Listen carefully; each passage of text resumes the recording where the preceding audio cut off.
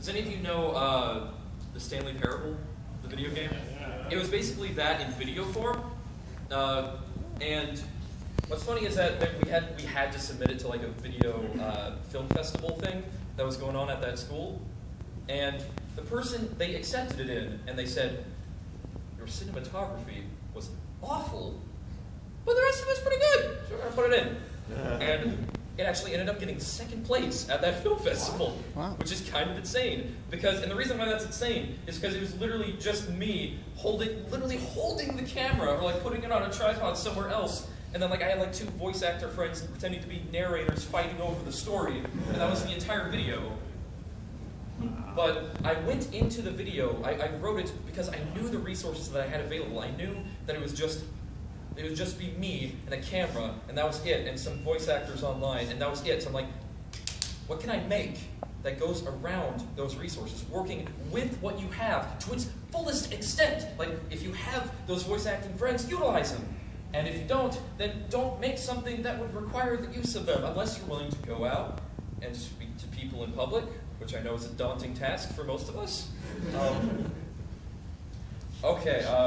Thank you. Inherently speaking, if you make a video and it's just your opinion on something, people won't really care unless they already agree with you. Or unless you actually give them a reason to care, like you're actually funny, or you make really good points, or both, preferably both. But just generally speaking, if you just go on the internet to give your opinion, you're allowed to do that, obviously. That's cool. You should do it. Share in the creativity, but at the same time, people may not actually care once you start disagreeing with them, is all I'm going to say.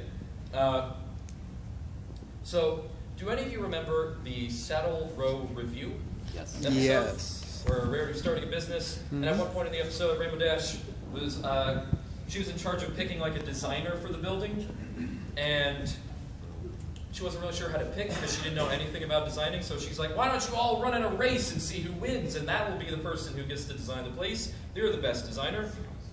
Now, if I was making a horse video on that, and I actually typed out a script for one, I just never made it, which is sad, but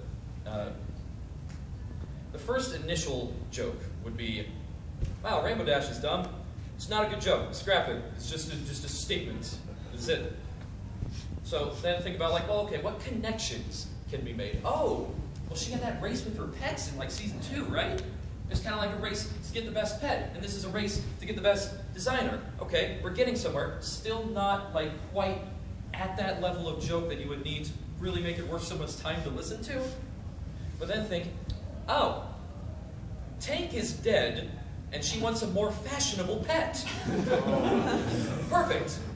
That's the joke. Whoa. Yes. So basically the point is, whatever you initially make, whatever your first idea for something is, maybe not the best one, but like if you go a little bit further, keep thinking, and then develop upon what you think is like a good base to build on, a good base connection to base something on. That's how you do it. So hey, you guys want to watch the mini horse that I prepared for you guys? Yeah!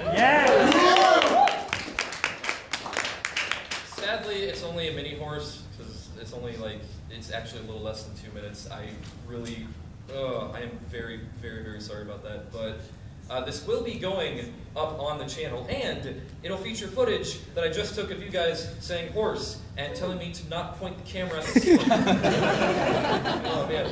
So there's instead just some placeholder like this is where that would go in that video. And also I removed some aspects of the video that are not necessarily appropriate to show at Night or Night. So I already removed those and just kept it family friendly. So